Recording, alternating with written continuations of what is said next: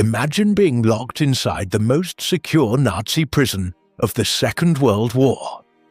A medieval fortress called Colditz Castle, surrounded by sheer cliffs, thick stone walls, armed guards, searchlights, and even hidden microphones designed to detect escape tunnels. The Germans believed nobody could ever escape from Colditz Castle. They were wrong. On a freezing January night in 1942, 2 prisoners calmly walked through the castle's front gate, wearing stolen German uniforms. They didn't run. They didn't fight. They simply disappeared into the darkness, eventually making it all the way back to Britain. It sounds like something from a Hollywood movie, but every part of this story really happened. This is the remarkable history of Colditz Castle, the prison that was built to stop escape forever, and somehow became the greatest escape school in history.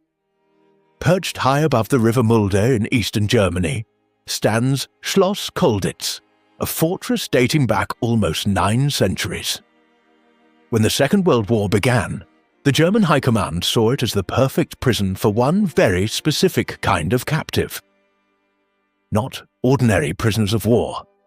These were the repeat offenders, officers who had already escaped, or at least tried to, from other camps. If someone became too troublesome, too determined, or simply too inventive, they were transferred to Colditz. Officially known as Oflag IV-C, it quickly earned another reputation among Allied prisoners: the Bad Boys' Camp. On paper, the castle looked impossible to escape. Towering walls rose above steep cliffs. Searchlights swept the grounds every night.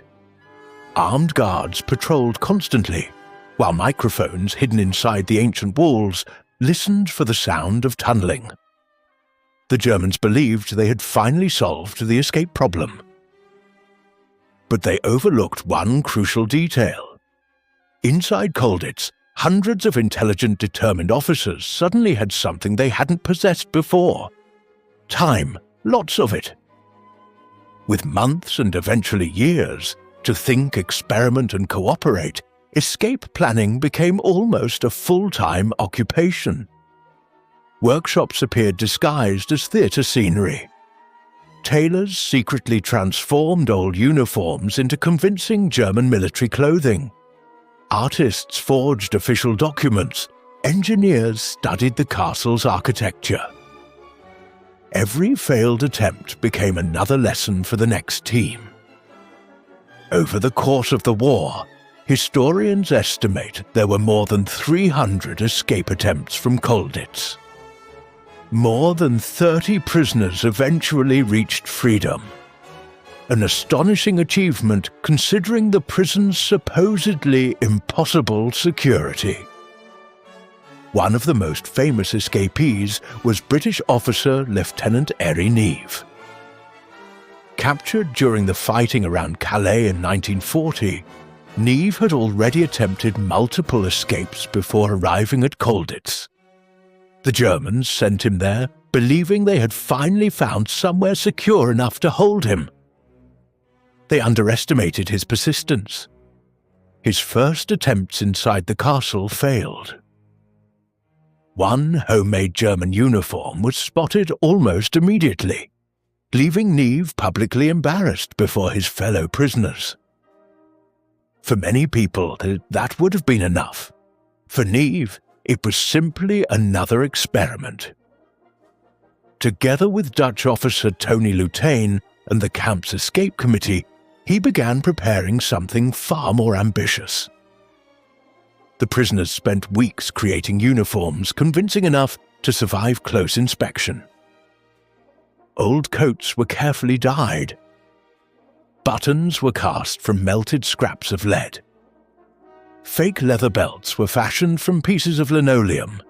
Every tiny detail mattered. Then came the evening of January 5th, 1942. Using a hidden passage beneath the camp theatre, Neave and Luteyn slipped into a storeroom beneath the guardhouse. Dressed as German officers, they calmly walked through the very center of Nazi security. No dramatic chase, no explosions, no desperate sprint across open ground, just confidence. The disguise worked. The two men traveled across occupied Germany, crossed into neutral Switzerland, and eventually reached Britain. It was the first complete British home run from Colditz. Even more remarkably, Neave didn't spend the rest of the war celebrating his freedom. Instead, he joined MY9, the secret British organization dedicated to helping other Allied prisoners escape. His experience inside Colditz became one more weapon against Nazi Germany. Neave's success transformed the atmosphere inside the castle. If one team could do it, perhaps others could too. Soon Colditz became less like a prison, and more like an extraordinary laboratory of human ingenuity. French prisoners dug ambitious tunnels beneath the chapel. Forgers produced increasingly convincing travel papers. Hidden compartments concealed tools, radios, and maps. Even everyday objects became escape equipment. One famous resident was RAF pilot Douglas Bader, who had lost both legs before the war.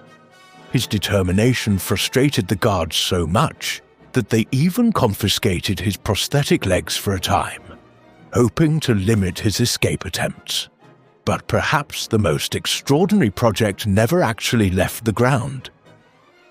Two RAF officers, Bill Goldfinch and Jack Best, noticed something unusual while watching snow blow across the castle roof. The wind created a powerful updraft. What if, they wondered, they could build a glider? Hidden in a sealed attic above the chapel, they secretly spent nearly 2 years constructing a 2-seat aircraft, using bed slats, floorboards, and fabric from sleeping bags. Their launch system was equally ingenious. A heavy concrete-filled bathtub, acting as a counterweight to accelerate the glider from the castle roof.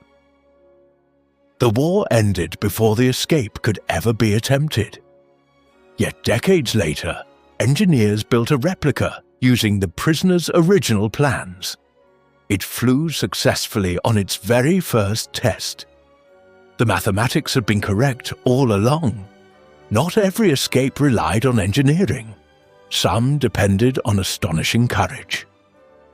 French officer Pierre Mérès-Lebrun reportedly used a makeshift vaulting pole to propel himself over the perimeter fence while guards were distracted.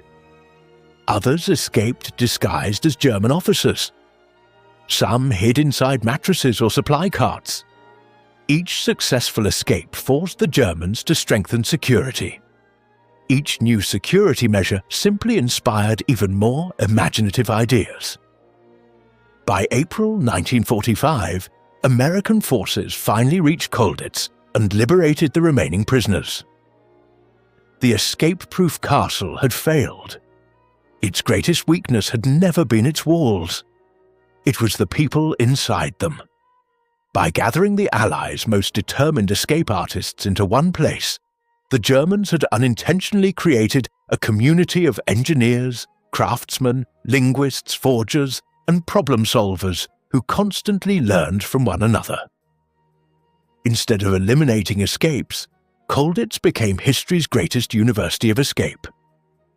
Today, visitors can still walk through the castle, stand on the theatre stage where daring plans began, and see replicas of the legendary Colditz glider.